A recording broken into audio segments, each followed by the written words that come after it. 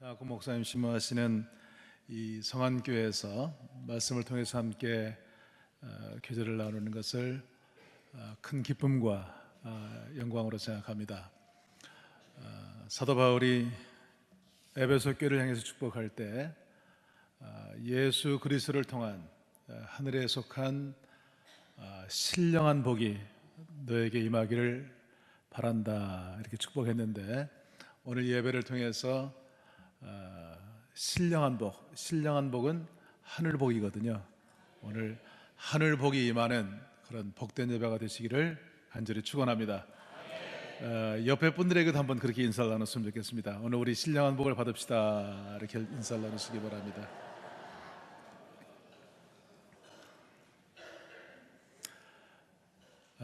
인도의 유명한 성자라고 불리는 이 마하트마 간디에게 그 간디를 추종하는 한 사람이 그 아들을 데리고 왔습니다. 어린 아들을 데리고 와서 간디에게 얘기하기를, 선생님, 우리 아들이 몸에 좋지 않은데 자꾸만 설탕물을 마십니다. 제가 이 얘기도 안 들으니 선생님이 한 말씀 해주세요. 그 얘기를 듣고 이 간디가 그 아버지에게 보름 있다가 아들을 다시 한번 데려오시오 이렇게 얘기를 합니다. 보름 있다 아들을 데리고 왔더니 간디가 아들에게 얘기합니다. 얘야, 설탕물이 몸에 좋지 않다. 설탕물을 마시지 마라. 그러니까 인도의 위대한 스승인 간디가 하는 얘기인데 애가 안 듣겠어요? 그렇게 하겠다고 약속합니다. 아버지가 물어봅니다. 선생님, 왜 보름 전에 왔을 때는 한 말씀도 안 하시고 오늘에야 그 얘기를 합니까? 하고 물어보니까 간디가 이렇게 대답했대요. 사실은 저도 설탕물 마시는 나쁜 습관이 있습니다. 저부터 끊고 얘기해야죠. 이렇게 대답을 했답니다. 제가 오늘 이렇게 성안교회 와서 말씀을 대언하게 되는 이 귀한 기회에 제 마음 가운데 부딪히는 것은 여러분도 마찬가지겠습니다만은, 이 거룩한 날 아침 시간 우리는 사실은 여러 가지 나라의 형편들을 바라보면서 무거운 마음을 가지고 이 자리에 나왔습니다. 물론 국가 지도자가 잘못하고 여러 가지 정치가 잘못된 이러한 것도 이슈가 되겠습니다만은, 제 마음 가운데 기도하면서 부딪히는 것은 뭐냐 하면, 정말 교회가 좀 더 바른 교회가 됐다고 한다면, 성도들이 바른 성도가 됐다고 한다면 이런 일이 일어나겠는가라고 하는 그런 마음 가운데 거룩한 부담을 가지게 됩니다. 여러분, 바다에 2.7% 염분이 있으면 바닷물이 썩지 않는데요. 우리나라에 물론 한때는 교회가 1,000만 명씩 모이는 그런 때도 있었습니다만은, 지금도 얼마나 많은 사람들이 교회를 다녀요. 그렇게 많은 사람들이 교회에 오는데 정작 예배가 끝나고 세상에 나가보면은 교인들이 많지가 않아요. 특별히 이 시대는 어떤 의미에서 교회에 나와서 인생이 변화되어지는 사람들이, 죄송합니다, 오늘 처음 나온 분도 계신데 그렇게 많지 않은 시대예요. 그런 의미에서 정말 중요한 것은, 말하는 것도 중요하지만 정말 중요한 것은 말하는 대로 한번 살아봐야 되겠다라고 하는 그런 생각을 하게 돼요. 정말 이 귀한 교회가 이렇게 아름다운 성전을 건축하고 이곳에 새로운 사역을 시작하게 되었는데, 여러분 한 사람 한 사람의 연고로 말미암아 이 교회가 정말 좋은 교회, 좋은 성도들로 세워져서 이 지역뿐만 아니라 이 나라 교회, 이 나라의 앞으로의 방향에 영향을 미칠 수 있는 그런 아름다운 교회로 세워질 수 있기를 주님의 이름으로 간절히 축복합니다. 사도 바울이 에베소에 사역할 때 두란노 소원을 세우고, 그리고 이제 소아시아 여러 지역에 다니면서 그렇게 복음을 전했습니다. 그때 골로새 지역에 가서 복음을 전했는데, 그때 복음을 받아들인 사람이 에바브로디도, 나중에 빌립보 교회에 가서 큰 교회 리더가 됐었죠. 그 다음에 그 골로새 지역에 빌레몬이라고 하는 그런 신실한 지도자가 태어났습니다. 그 빌레몬의 종 가운데, 노예 가운데 한 사람이 오네시모라고 하는 사람이 있었어요. 근데 이 사람이 주인의 돈을 훔쳐가지고 로마로 도망갔습니다. 로마로 도망가서 또 어떤 다른 사건에 연루되어 가지고 감옥에 가게 되었습니다. 그런데 감옥에 가서 다행한 것은 사도 바울을 그 감옥에서 만났어요. 그래서 회개하고 복음을 받아들이고, 그리고 그 추록하면서 사도 바울의 편지를 받아가지고 그 편지가 나중에 빌레몬서라고 하는 성경 말씀이 되었어요. 그래서 이제 빌레몬에게 다시 가서 그 사역을 한 그런 놀라운 그런 말씀이에요. 이 말씀 가운데 보면 핵심적인 내용이 10절 이하의 말씀인데, 내가 로마 감옥에 갇힌 중에서 낳은 아들 오네시모를 위하여 내게 간구하노라. 저가 전에는 내게 무익하였으나 이제는 나와 내게 유익함으로 내게 저를 돌려보내노니 저는 내 신복이라. 여기에 복음의 진수, 복음의 핵심이 있어요. 오네시모가 전에는 어떤 사람이었다고요?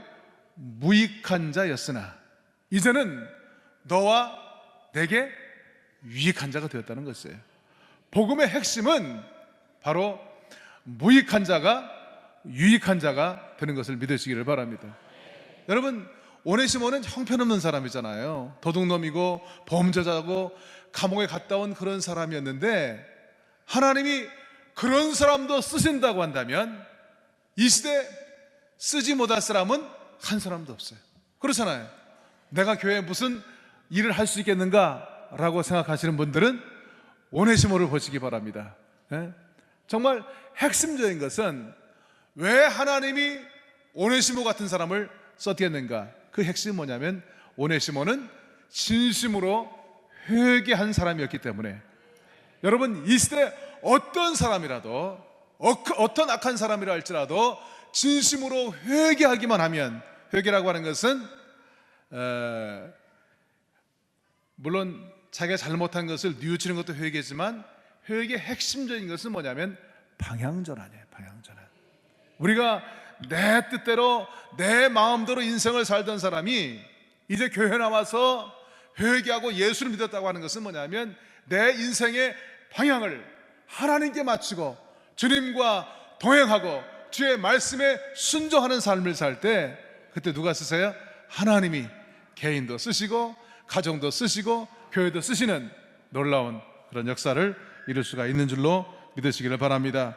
간절히 바라기는 이 성안교회가 정말 여러분의 연고로 말미암아 정말 좋은 성도와 좋은 그런 교회로 소문나는 아름다운 교회로 세워질 수 있기를 간절히 축원을 드립니다. 오늘 사도행전 2장 42절 41절 말씀 가운데 보면 교회가 정말 좋은 교회, 좋은 성도가 되는 비결에 대한 그런 복된 말씀입니다. 핵심적인 말씀은 사도행전 2장 42절 말씀, 거기에 보면 저희가 사도의 가르침을 받아 서로 교제하며 떡을 떼며 기도하기를 전혀 힘쓰니라 그랬어요. 초대교회는 사도의 가르침을 받는 교회였고, 서로 교제하는 교회였고, 서로 떡을 떼는 교회였고, 그리고 기도하기를 전혀 힘쓰는 그런 교회였어요. 이것은, 진리라고 하는 것은 변함은 진리가 아니잖아요. 진리라고 하는 것은 초대교회 때나 지금이나 동일하게 변치 않는 그런 진리인 줄로 믿습니다. 이 예루살렘 공동체, 사도행전 2장에 나오는 이 공동체는 초대교회예요. 초대교회는 the first church, 그러니까 이전에 어떤 다른 교회가 있지 않은 첫 번째로 세워진 그런 교회예요. 어떤 의미에서 모델 교회라고 얘기할 수가 있습니다. 그런데 그 교회에서 행했던 첫 번째 가장 중요한 것은, 그 교회의 핵심은 뭐냐면 사도의 가르침을 받는 그런 교회였습니다. 사도 바울이 그 자신의 사역의 철학을 대표적으로 얘기하는 말씀이 에베소서 4장 11절 12절 말씀이에요. 이것은 소위 직임의 은사라고 얘기할 수가 있습니다. 그가 어떤 사람은 사도로, 어떤 사람은 선지자로, 어떤 사람은 복음 전하는 자로, 어떤 사람은 목사와 교사로 삼으셨으니 이는 성도를 온전케 하여 봉사일을 하게 하며 그리스도의 몸된 교회를 세우려 하심이라. 목사님들의 사명은 성도를 온전케 해드리는 사명이에요. 그런데 성경 원어에 보니까 목사는 목사와 교사라고 얘기했어요. 목사는 가리키는 사명을 하는 거예요. 예? 그러면 가리킴을 받은 성도는 뭐 하는 것이냐? 봉사를 하며 그리스도의 몸된 교회를 세우는 것이라고 하는 것이에요. 성도를 온전케 하는 것. 여러분, 이것이 목회자의 사명이라고 하면 온전케 된 성도가 그 다음부터 봉사를 하고 그리스도의 몸된 교회를 세우는 거예요. 아무나 봉사하는 것이 아니라는 것입니다. 구약에 보면 주록기 25장부터 40장까지 성막이 나옵니다. 성막. 그 성막은 문이 하나밖에 없어요. 동편으로 난 문이 있습니다. 그 문을 들어가면 성전 뜰이 있고 첫 번 기구가 번제단이에요. 번제단은 죄를 내려놓는 것입니다. 그리고 성소에 들어가기 전에 기구가 물두멍인데, 물두멍은 성소는 거룩한 하나님의 영광이 임하는 곳이기 때문에 꼭 손과 발을 씻고 들어가야 돼요. 이거는 선교를 상징하는 것이에요. 그러니까 성소에 들어가서 하나님의 일을 하는 사람들은 누구나 다 성결한 사람이 되어야 돼요. 아론의 아들들이 제사장이었지만 그들이 술 취해서 성소에 들어가서 사역하다가 즉사했어요. 간절히 바라기는 이 귀한 교회가 정말 죄를 회개하고 그리고 성화된 그런 성도들이 사역함으로 말미암아 여호와의 영광이 늘 임재하는 그런 귀한 교회로 세워질 수 있기를 간절히 축원을 드립니다. 이 피터 베그너라고 하는 사람이 풀러의 그 신학자신데, 그분이 이렇게 얘기했습니다. 교회는 세 가지 종류의 그 성도가 있대요. 첫째는 열심히 일하는 사람들이 있대요. 열심히 일하는 사람들은 한 10% 된대요.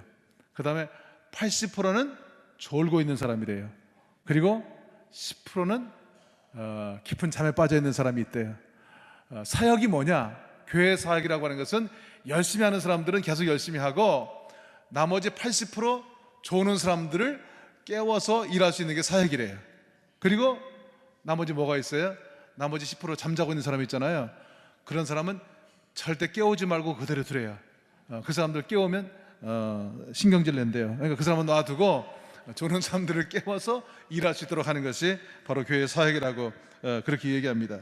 성도를 정말 온전케 해드리는 그런 사역이 중요한데, 정말 이 교회는 보니까 제가 일본 때도 보니까 정말 이렇게 그냥 아까 목사님 졸지 말라고 그랬는데 조는 사람 한 사람도 없어요. 따뜻하게 깨워서 다 말씀을 듣고, 이 법에도 보니까 이렇게 정말 참 말씀을 잘 듣고 은혜를 사모하는 귀한 성도들이 모여있는 이 교회가 정말 하나님이 더욱 기뻐하시는 그런 온전한 그런 성도들로 세워질 수 있기를 주님의 이름으로 간절히 축원을 드립니다. 하나님이 자기 자신을 계시하시는 온전케 하는 가장 중요한 수단이 있다고 한다면 그건 하나님 말씀이에요. 히브리서 11장 믿음장에도 보면, 거기에 보면 믿음의 선진들에 대한 그런 얘기가 나옵니다.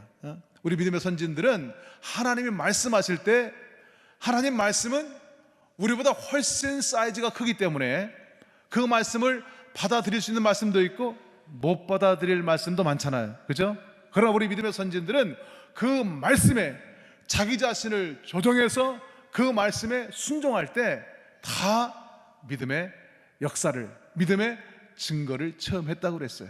여러분, 어떤 말씀이 증거되더라도 내 뜻과 다른 말씀이 증거될 때라도 내 생각을 조정해서 그 말씀에 순종할 때 놀라운 믿음의 역사를 체험할 수가 있는 줄로 믿습니다. 매일매일 말씀을 듣고 또 개인적으로 말씀을 읽고, 하루에 성경 한 장씩만 읽어도요 3년이면 성경 한 번 읽는데요, 하루에 3장 읽으면 1년이면 읽을 수가 있어요. 하루에 30분 10장씩 읽으면요 100일마다 성경을 한 번씩 읽을 수가 있어요.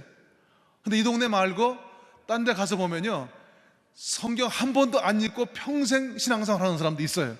전 그것도 기적이라고 생각을 해요. 아니 뭐 처음 나온 사람들이야 뭐 처음이니까 그렇지만, 여러분, 하나님이 자기 자신을 계시하시는 가장 중요한 수단이 있다고 한다면 이 말씀 가운데 하나님의 모든 뜻이 95% 다 있거든요. 물론 뭐 하나님 어디 가서 무슨 뭐 장사라고 이런 말은 안 나오지만은 하나님의 기본적인 계시가 다 이 말씀 가운데 있기 때문에 늘 이 말씀을 듣고 읽고 또 연구하고 또 이 말씀을, 은혜스러운 말씀은 암송하고, 청년이 무엇으로 그 행실을 깨끗게 하리이까? 주의 말씀을 따라 삼갈 것이니이다. 내가 주께 범죄치 아니하리 하여 주의 말씀을 내 마음에 두었나이다. 여러분, 말씀이 어떻게 내 마음 가운데 있어요? 성경을 한 장 한 장 씹어서 먹으면 내 마음 가운데 있나요? 그렇지 않잖아요. 매일매일 듣고 읽고 암송하고 연구하고 묵상한 그 말씀이 내 마음 가운데 있어서 우리가 세상을 살면서 이런저런 일을 당하는데, 세상 사람들은 무슨 일을 당하면 내 생각대로 하지만 우리 믿는 사람들은 내 안에 하나님 말씀이 있어서, 그 말씀이 생각나서 로고스의 말씀이 레마로 그렇게 적용되어서 말씀으로 세상을 이기며 믿음으로 승리하는 그런 삶을 살아야 될 줄로 믿습니다. 그러기 위해서는 성경 읽어야죠. 중국의 어떤 동네에서 어떤 사람이 양파를 훔쳐가다 걸렸대요. 동네 재판관이 세 가지 중에 한 가지를 그 벌칙을 네가 택해라. 하나는 양파를 40개 먹든지, 아니면 태장을 40대 맞든지, 아니면 100만 원 벌금 내든지, 셋 중에 하나 택해라. 그 사람이 머리를 굴려보니까 양파 먹는 게 제일 쉽겠더래요. 그래 양파를 먹다가 14개까지 먹었는데 너무 매워가지고 포기하고 태장을 맞겠다고 그랬대. 태장을 맞는데 너무 아파가지고 참다 27대까지 맞고 포기하고, 그리고 100만 원 벌금 냈대요. 여러분, 우리의 신앙 노정을 바라보면요, 많은 사람이 믿음으로 산다고 하지만 말씀대로 살지 못하기 때문에 양파 먹고 얻어 터지고 벌금 내고, 그리고 앞에서 그냥 웃으려면 그냥 웃으세요. 앞에서, 그리고 신앙생활 사람들이 많아요. 여러분, 미리 순종하시기 바랍니다. 믿음은 다른 게 아니에요. 내 자신을 조정해서 하나님 말씀에 순종하는 게 우리 신앙 노정이에요. 그렇게 할 수 있는 성도의 교회들이 다 될 수 있기를 간절히 축원을 드립니다. 초대 교회는 서로 교제하는 그런 교회였습니다. 믿음이 성장하기 위해서는 말씀뿐만 아니라 믿음의 교제, 삶을 나누는 교제가 필요해요. 이렇게 대회에 와가지고는 우리가 교제할 수가 없잖아요. 그러나 우리가 믿음으로 교제할 수 있는 모임이 바로 목장이에요. 목장을 통해서 그냥 모여서 예배드리고 밥 먹고 교제하고 헤어지는 것이 아니고, 가장 핵심적인 것은 삶의 나눔이에요. 삶의 나눔. 같이 모여서 한 주간 동안 일어났던 좋은 얘기도 나누고, 여러 가지 어려웠던 일도 나누고, 기도 제목도 나누는 거예요. 그리고 서로 돌보는 거예요. 그리고 서로 세워주는 거예요. 그리고 함께 할 수 있는 그런 사역을 찾고, 서로 삶을 나누다가 어려움 당하는 그런 교인들이 있다고 한다면 그 어려움을 발벗고 나서서 성도들이 함께 도울 때, 그때 하나님의 교회는 더욱더 아름답게 세워지는 그런 역사들을 이룰 수가 있는 줄로 믿습니다. 초대교회는 또한 떡을 떼는 그런 교회였습니다. 초대교회는 예배 때마다 성찬식을 행하고 애찬식을 행했는데, 이건 다른 말로 표현하면 예배라고 얘기할 수가 있어요. 여러분, 우리 일생의 영성 생활에 있어서 가장 중요한 게 예배예요. 예수님께서 첫 번째로 말한 대계명, 계명 가운데 첫 번째 계명이 마음을 다하고 목숨을 다하고 뜻을 다하여 내 하나님을 사랑하라 하였으니, 이것이 가장 크고 첫째 되는 계명이라고 그랬어요. 이것은 하나님과의 관계예요. 하나님과의 관계는 영성이라고 얘기할 수 있는데, 우리가 실제적으로 우리의 신앙 노정에 있어서 내가 마음을 다하고 목숨을 다하고 뜻을 다하여 하나님을 사랑한다고 하는 것을 실제적으로 고백하는 그 내용이 가장 중요한 게 뭐예요? 지금 제가 뭐에 대해서 얘기하고 있죠? 선생이라 자꾸 물어봐 죄송해요. 그 예배 참석하는 것만큼 중요한 게 없어요. 예배 인생을 걸어야 돼요. 그런데 우리가 늘 예배할 때 얘기하는 것처럼 하나님은 영이시니 예배하는 자가 신령과 진정으로 예배할지니라 말씀하셨어요. 그런데 하나님은 영이라고 그랬는데, 하나님은 영이시니, 이 말이 예배와 무슨 상관이 있어요? 이 말은 하나님은 영이시기 때문에 우리의 예배가 육적인 예배가 되거나 우리의 예배가 혼적인 예배가 되면 하나님은 그 예배를 받으실 수가 없어요. 우리의 예배가 영적인 예배가 될 때 영이신 하나님과 교통이 되어서, 그래서 우리 문제가 십자가 밑에 내려지고 질병이 치유받고, 그리고 여러 가지 우리의 삶 가운데 실제적인 믿음의 역사를 예배를 통해서 체험할 수가 있는 줄로 믿습니다. 그래서 예배 때 우리가 꼭 가지고 나와야 되는 것은, 물론 성경책도 가지고 나와야 되고 성경 헌금도 가지고 나와야 되지만, 더 중요한 것은 은혜를 사모하는 마음이에요. 자원하는 마음이에요. 회개하는 마음이에요. 그 마음을 가지고 나와서 예배 드리는 게 중요해요. 늘 있는 예배, 그냥 습관적으로 드리는 예배는 하나님 받지 않으셔요. 처음 은혜 받을 때 가졌던 그런 사모하는 마음, 간절한 마음을 가지고 나와서 예배 드릴 때 우리 예배가 주 앞에 흠양되어지는 그런 복된 역사를 체험할 수가 있는 줄로 믿습니다. 레위기에 보면은요, 그 첫 번 성막을 지어놓고 그리고 이제 첫 번 제사를 드리는 그런 말씀이 나오는데, 레위기 9장에 보면 제가 간단하게 제가 말씀을 드리겠습니다. 이제 식양 들어 성막을 다 지어놓고 온 백성이 여호와 앞에 나왔어요. 레위기 9장 5절 말씀 거기 보니까 그들이 모세가 명령한 모든 것을 회막 앞으로 가져오고 온 회중이 나와 여호와 앞에 선지라. 온 회중이 여호와 앞에 나와 서는 것이 예배예요. 모세가 이르되 이는 여호와께서 너희에게 하라고 명령하신 것이니 여호와의 영광이 너희에게 나타나리라. 하나님 앞에 서서 우리가 여호와의 영광을 체험하는 것이 예배예요. 전심으로 예배 드릴 때 불이 하늘에서 내리고 번제물을 삼키는 놀라운 역사를 이루게 되었어요. 그렇게 했을 때 레위기 9장 24절 말씀 거기에 보니까 불이 여호와 앞에서 나와 제단 위에 번제물과 기름을 사른지라. 온 백성이 이를 보고 소리 지르며 엎드렸더라. 소리 지르다고 하는 게 놀라서 소리 지른 게 아니에요. They shouted for joy. 예배 때, 우리가 찬송할 때, 기도할 때, 말씀을 대언할 때 우리의 마음 가운데 은혜가 넘쳐서, 그래서 아멘 할렐루야로 화답하는 것, 이것이 예배의 중요한 요소인 것을 믿으시기를 바랍니다. 우리 예배를 주님께서 흠양하시는 그런 예배가 될 때 문제 해결의 놀라운 역사도 예배를 통해서 우리가 체험할 수가 있는 것을 꼭 믿으시기를 바랍니다. 초대교회는 전혀 기도에 힘쓰는 그런 교회였어요. 여러분, 하나님이 자기 자신을 계시하시는 가장 중요한 수단이 말씀이라고 한다면, 우리가 하나님 앞에 나갈 수 있는 가장 중요한 수단은 뭐예요? 기도예요. 사도 바울이 디모데에게 말씀과 기도로 너희가 거룩해진다, 말씀과 경건에 관한 교훈에 항상 창념하라고 말씀했어요. 예수님께서 겟세마네 동산에서 기도하실 때 너희가 시험에 들지 않게 깨어있어 기도하라고 그랬어요. 그리고 너희가 나와 함께 1시간도 for 1 hour, 1시간도 깨어서 기도할 수 없더냐, 이렇게 말씀하셨어요. 우리가 참으로 영적으로 고양된 삶을 살기 원한다고 한다면 기도해야 돼요. 특히 말씀을 붙잡고 기도해야 돼요. 얼마 기도해야 되느냐? 적어도 하루에 1시간은 기도하는 성도 여러분 다 될 수 있기를 축원을 드립니다. 제가 그 81년대 미국에 가서 23년간 공부도 하고 목회도 하고, 장국 목사님께서도 정말 어려운 상황 가운데 3번 성전을 건축하시고 이렇게 아름다운 성전을 봉헌하셨습니다마는, 저도 미국에 있으면서 그렇게 공부도 하고 그 UMC 전 목회를 했는데 저도 2번 성전을 봉헌했어요. 근데 그 바탕은 영성이에요. 우리가 영성이 없이는 하나님의 사역을 감당할 수가 없어요. 근데 한국에 나오니까 기도 생활이 목회할 때 같지가 않아요. 그래서 학교에서 맨 처음 한 게 뭐냐면 교직원 기도회를 만든 겁니다. 저희 학교는 월요일에서 금요일까지 매일 아침 기도회가 있어요. 방학 때도 해요. 사람들이 다 싫어해요. 전 그래도 끝까지 해요. 왜냐하면 제가 영적으로 살기 위해서.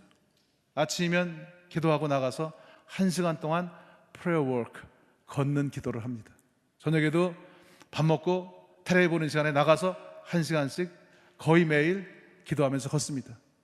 영성을 지탱하기 위해서. 여러분, 기도 시간만 많이 가지면 기도 많이 하는 거냐고 그러는데 그 말이 맞아요. 기도 시간에 정비를 하는 거예요. 여러분, 깨어서 기도하는 그런 교회요 성도들이 다 될 수 있기를 간절히 축원을 드립니다. 정말 중요한 것은 초대교회는 오늘 사도행전 2장 47절 말씀 거기에 보니까 하나님을 찬미하며 백성들에게 칭찬을 받으니 구원받은 사람의 숫자가 날마다 더했다고 그랬어요. 이거는 다른 말로 표현하면 재생산의 단계입니다. 신앙생활도 오래 하고 성경에 대한 지식도 있고 기도도 잘하는데 교회 생활이 만족하지 않은 것은 바로 이 재생산의 단계가 막혀있기 때문에 그런 경우가 참 많습니다. 여러분, 신앙 일생에 꼭 기억해야 될 것은요, 하나님은 외형을 보시는 분이 아니세요. 하나님은 중심을 보시는 하나님이신 것을 믿으시기를 바랍니다. 사무엘이 사울왕 이후에 이제 이스라엘의 왕을 세울 때 이새의 집에 갔어요. 이새의 집에 가서 장자 엘리압을 보니까 왕제로서 손색이 없어요. 그를 왕으로 기름 부어 세우려고 했을 때 임한 하나님 말씀이 사람은 외모를 보거니와 나 여호와는 뭘 본다고요? 중심을 보느냐. 중심을 보느냐. 여러분, 이렇게 아름다운 성전을 건축했는데 이 아름다운 성전도 물론 중요한 거지만 더 중요한 것은 이 교회 안에서 어떤 일이 벌어지고 있느냐, 이 교회 성도들의 심령 가운데 어떤 일이 벌어지고 있느냐, 이것은 더 중요한 것을 믿으시기를 바랍니다. 학개서 2장에 보면 수룹바벨 성전 봉헌식에 대한 말씀이 나옵니다. 이제 그 솔로몬 성전이 바벨론 포로에 완전히 회파되어지고 귀환한 포로들이 십시일반으로 헌신해서 지은 성전이 수룹바벨 성전이었어요. 초라한 성전이었어요. 선지자 학개에게 임한 말씀이 이 성전이 너희 보기에도 초라하지 않느냐, 그러나 금도 내 것이고 은도 내 것이다. 그러면서 결론적으로 말씀하시기를 이 성전의 나중 영광이 이전 영광보다 크리라. 솔로몬 성전의 영광보다 이 수룹바벨 성전의 영광이 더 크리라. 나 여호와의 말이니라. 여러분, 신앙생활은 현재 진행형이에요. 이전의 성안교회보다 이 성안교회의 나중 영광이 여러분의 연고로 말미암아 더 큰, 그래서 이 성전이, 이 교회가 여러분의 축복의 유업이 될 수 있기를 주님의 이름으로 간절히 축원을 드립니다. 교회의 존재 목적은 예수님의 제자를 세워서 영혼을 구원하는 일이에요. 마태복음 28장에 예수님께서 대사명을 유언으로 말씀하셨어요. 하늘과 땅의 모든 권세를 내게 주셨으니 그러므로 너희는 가서 모든 족속으로 제자 삼아 아버지와 아들과 성령의 이름으로 세례주고 내가 너에게 분부한 모든 것을 가르쳐 지키게 하라. 그렇게 하면 볼지어다 내가 세상 끝날까지 너희와 항상 함께 있으리라 하십니다. 헬라어 성경 원어에 보면은요, 이 말씀 가운데 명령형으로 되어 있는 것은 제자 삼으라, make disciple이란 말이에요. 가서 전도하는 것도 목적은 제자를 만드는 것이에요. 우리가 세례 주는 것도 제자 만들기 위한 것이에요. 그리고 우리가 매일매일 훈련 받는 것도 예수님의 제자 되기 위한 것이에요. 그래서 그 제자를 사도로 파송해서, 그래서 다시 교회를 세우고 거기서 제자 만들고 그들을 다시 사도로 파송해서 2000년 교회 역사가 여기까지 온 거예요. 그렇다면 가장 중요한 것은 제자 되는 거예요. 여러분, 제자 되시기 바랍니다. 그리고 나가서 복음을 전하는 여러분들 될 수 있기를 간절히 축원을 드립니다. 초대교회는 사도행전 5장 40절 말씀 거기에 보니까 제가 날마다 성전에 있든지 집에 있든지 예수는 그리스도라 가르치기와 전하기를 쉬지 아니하니라. 전도의 핵심적인 내용은 뭐냐면 예수가 그리스도라고 전하는 거예요. 내가 만난 예수를 전하는 거예요. 더 쉽게 얘기하면 여러분이 댕기는 그런 교회 목사님, 성도님들, 그 다음에 교회를 자랑하는 게 전도예요. 그렇게 할 수 있기를 바랍니다. 어떤 교회 한 집사님이 전도했는데요, 이혼한 어려움 가운데 있는 분을 전도했어요.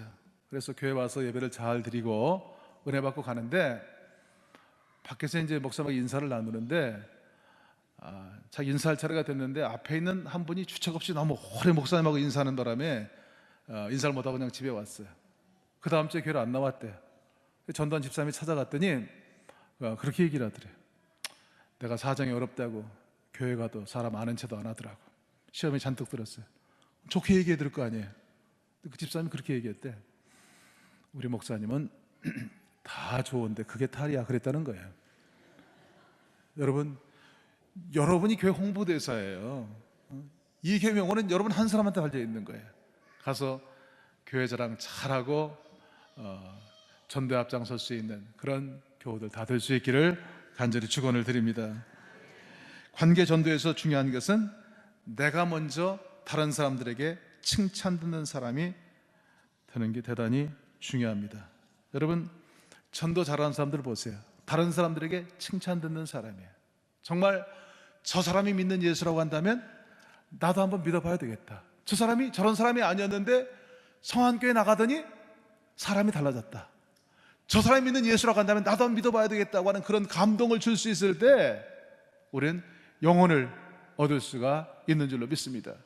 오늘날 교인들이 얼마나 많아요. 그런데 오늘날 국가를 봐도 그렇고 사회를 봐도 그렇고 교계를 봐도 그렇고 얼마나 많은 위기들이 있어요. 여러분, 청와대 안엔 예수 믿는 사람들이 없었겠어요? 그러나 교회에 나와서는 예수를 믿고 기도하지만 밖에 나가서 그대로 살지 않기 때문에 오늘날 이렇게 사회가 어렵다고 하는 사실을 얼마든지 깨달을 수가 있습니다. 여러분, 참으로 많은 사람들에게 나가서 그 받은 바 은혜대로 그 삶을 통해서 여러분의 복음을 증거할 수 있는 그런 교회요 성도들이 다 될 수 있기를 간절히 축원을 드립니다. 빌립보서 2장 12절 말씀 거기에 보니까 너희가 두렵고 떨림으로 너희의 그 구원을 이루라고 하는 것이에요. 우리가 참으로 예수 믿을 수 없는 그런 존재였는데 주께서 먼저 찾아오셔서 우리를 예수 그리스도의 십자가 그 보혈의 능력으로 구속하여 주시고 하나님의 자녀 삼아 주셨어요. 그렇잖아요.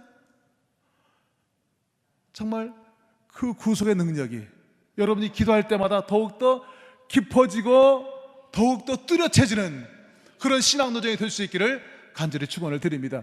그렇게 할 때 하나님께서는 너희 안에 소원을 두고 행하게 하시나니 하나님이 기뻐하시는 모든 소원들을 연락하시는 그런 놀라운 믿음의 역사들이 아름다운 간증으로 여러분 개인의 삶 가운데, 여러분 가정 가운데, 여러분 교회 사역 가운데 체험되어지는 그런 귀한 역사들을 이룰 수 있기를 간절히 축원을 드립니다. 초대교회가 칭찬받은 가장 중요한 특징을 보면은요, 오늘 44절 45절 말씀 거기에 보니까 초대교회는 믿는 사람들이 다 함께 있어 모든 물건을 서로 통용하고 또 재산과 소유를 팔아 각 사람의 필요를 따라 나누어 주고. 그러니까 초대교회의 특징은 뭐냐면 유무상통하는 그런 공동체였어요. 정말 교회 나와서 서로 이쁜 얼굴로 웃고 그냥 예배보고 헤어지는 그런 공동체가 아니고 정말 함께 공동생활을 하는 공동체성을 가진 네 것 내 것이 없는 그런 친밀한 교제를 나누는 공동체였어요. 여러분, 공동체라는 게 대단히 중요합니다. 이 공동체라고 하는 말이 원래 라틴 말의 커뮤니타스라고 하는 말에서 영어 커뮤니티, 공동체라고 하는 말이 나왔는데 이 어원적인 의미는 같은 목적, 같은 비전을 가진 사람들이 모인 모임이에요. 그러니까 이렇게 모여있다고 해서 공동체가 아니에요. 목적이 같아야 돼요. 비전이 같아야 돼요. 그럼 기독교 공동체 교회는 뭐냐? 교회는 하나님의 구속의 은총을 깨달은 사람들이 모여서 그 다음에 하는 일은 뭐냐면 이웃사랑을 실천하는 거예요. 둘째는 이와 같으니 내 이웃을 내 몸처럼 사랑하라 했으니 이것이 모든 율법과 선지자들의 강령이니라. 성경 말씀을 함축하면 첫째는 하나님 사랑이고요, 둘째는 이웃 사랑이에요. 그 하나님 사랑과 이웃 사랑이 만나는 연결점, 이것이 교회 공동체, 교회를 세운 그 목적이에요. 그 일을 감당할 수 있는 그런 교회요 성도가 될 수 있기를 간절히 축원을 드립니다. 교회의 공동체성이라고 하는 것은 성령의 역사로 말미암아 교회 내적으로는 영적 정신적인 교제뿐만 아니라 물질까지도 나누어서 실제적인 한 몸이 되고 교회 외적으로는 고통당하는 이웃의 필요와 요구에 동참하여 그들과 더불어 사는 것을 의미합니다. 정말 중요한 말이에요. 물론 공동체가 수도원도 있어요. 수도원은 아예 산속에 들어가가지고 수도하면서 일생을 사는 거예요. 그 다음에 생활공동체도 있어요. 무슨 예수원이나 브루도프나 뭐 떼제나 이런 같이 공동생활하는 그런 공동체도 있어요. 그러나 일반 교회는 공동체성을 가진 그런 교회예요. 서로 하나님의 사랑 안에서 교제하고 서로 삶을 나누는 그런 아름다운 교회로 세워질 때 교회는 교회 역할을 감당할 수 있다고 하는 그런 말이에요. 결국 초대교회는 사도행전 2장 47절 말씀처럼 온 백성에게 칭송을 받으니 주께서 구원받은 사람을 날마다 더하게 하셨다 그랬습니다. 정말 여러분, 한 사람 한 사람이 칭찬받는 그런 교인들이 다 되시기를 바랍니다. 칭찬받기 위해서 정말 중요한 것은 첫째는 신실성이에요. 신실성. 영어로 말하면 인테그리티입니다. 제가 미국에 살면서 참 제일 이렇게 이제 마음 가운데 감동이 되었던 것이, 저는 이렇게 군인들 독재하던 시대에 미국을 갔잖아요. 근데 미국 가서 보니까 미국의 대통령을 선거하는 그 민주적인 그 절차가 너무나 마음 가운데 감동이 드는 거예요. 근데 미국 대통령 선거에 있어서 정말 중요한 것은요, 그 사람들이 대통령을 뽑는 첫 번째 덕목은 신실성이에요. 자기들은 그렇게 살지 못하더라도 리더는 그렇게 살기를 바라는 거예요.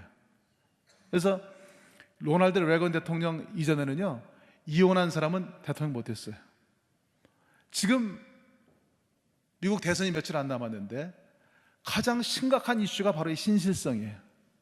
미국 사람들이 고민하는 게 힐러리나 트럼프나 이 두 사람 다 신실하지가 않다는 거예요. 거기에 고민이 있는 거예요. 오늘날 우리 대한민국도 마찬가지 아니에요? 이 사회에 많은 그런 문제가 있지만 리더들이 신실하지 않다는 거예요. 기독교에 많은 문제가 있지만 핵심적인 문제는 뭐냐면 교인들이 신실하지 않다는 거예요. 이 동네 말고 여러분, 신실한 교인들이 다 될 수 있기를 바랍니다. 그 다음 칭찬받기 정말 중요한 것은 타자에 대한 관심이에요. 내가 나 복받기 위해서 예수 믿는 건 쉬워요.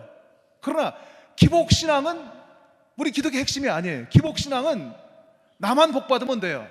이건 나눔이 없는 복이에요. 그러니까 정말 중요한 것은 다른 사람의 관심을 갖는다고 하는 것은 뭐냐면 내 삶의 우선순위가 내 중심에서 타인으로 바뀌어야 되는 거예요. 이건 다른 말로 표현하면 인본주의에서 신본주의자가 돼야 돼요. 하나님 뜻 살기 위해서는. 그 다음 세 번째, 좀 더 어려운 얘기인데, 죄송해요, 아침부터. 희생하고 헌신해야 돼요. 말로만 가지고 안 돼요. 정말 희생하고 헌신할 때 교회도 그렇고 교인도 그렇고 세상으로부터 칭찬 듣는 그런 존재가 될 수 있다고 하는 것이에요. 한 가지만 더 말씀드리고 예배를 마치겠습니다. 말씀을 마치겠습니다. 이 말콤 글래드라고 하는 사람이 쓴 그 책 가운데 그 아웃라이어, 한국말로 그냥 아웃라이어 이렇게 번역이 되어 있습니다. 또 한 가지는 티핑 포인트라고 하는 또 책이 있습니다. 티핑 포인트는 그 책의 부제가 뭐냐면 어떻게 지극히 적은 일이 큰 변화를 일으킬 수가 있는가 하는 그 부제를 가지고 쓰여 있는 건데, 이 말콤 글래드웰은 뉴요커 매거진의 컬럼니스트입니다. 그 화학 용어 가운데 임계점이라고 하는 말이 있습니다. 임계점, 영어로는 크리티컬 포인트라고 얘기하는데, 쉽게 얘기하면 임계점이라고 하는 게 뭐냐면 물이 있는데 물이 똑같은 원소인데 어떤 크리티컬 포인트, 임계점을 넘어서면 물이 수증기가 돼요. 물이 또 어떤 임계점을 넘어서면 얼음이 돼요. 우린 그 모든 변화를 다 알 수가 없죠. 그러나 눈에 보여요. 그게 똑같은 원소인데 물이 수증기도 되고 물이 얼음도 돼요. 놀라운 일이잖아요. 적은 일이 점점점 발전하면 그렇게 된다는 거예요. 그 요즘 그 문화를 그 선도하는 가장 핵심적인 게 카페 문화, 카페거든요. 사실은 이걸 선도한 것이 미국의 스타벅 커피숍이에요. 이 스타벅 커피숍을 처음 시작할 때 모토가 뭐였냐면 가장 좋은 양질의 커피를 가장 싼 값으로 공급한다는 거였어요. 근데 이게 어느 날 미국 사회 전체의 문화가 돼버렸어요. 문화야 이게. 그래서 제가 워싱턴에서 13년을 목회했는데 그때 이런 말이 있었습니다.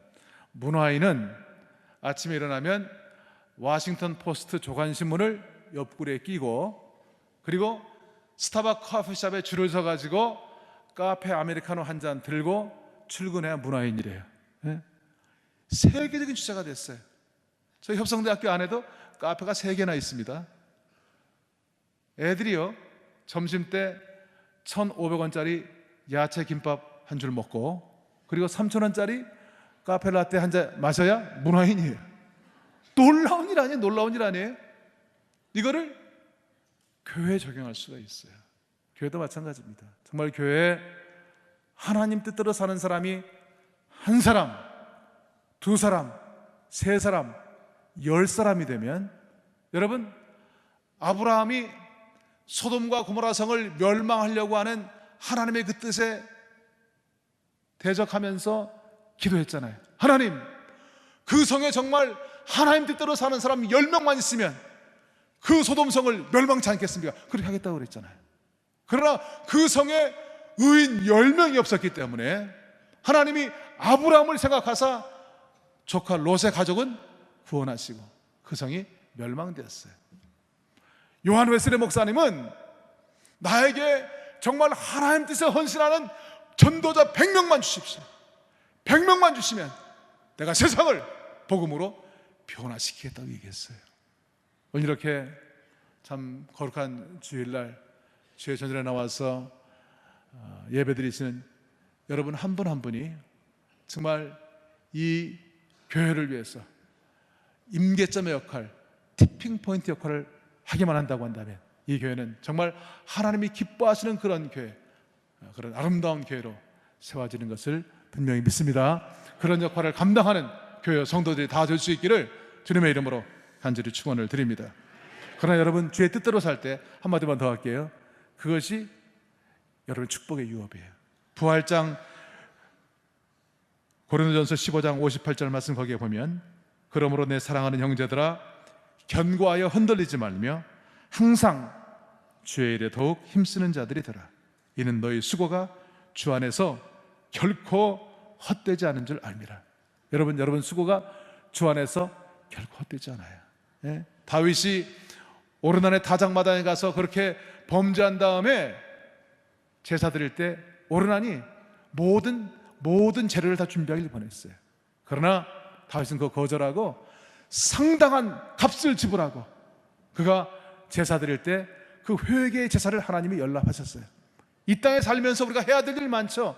그러나 정작 우리가 마지막 때 하나님 앞에 설 때 하나님의 나라와 의를 위해서 사용한 그 시간, 그 헌신, 그 물질만이 계산된다고 한다면 여러분 정말 주의 일에 더욱 힘쓰는 자들이 되고 이 귀한 재단에서의 여러분의 사역이 여러분의 축복의 유업이 될 수 있기를 간절히 축원을 드립니다.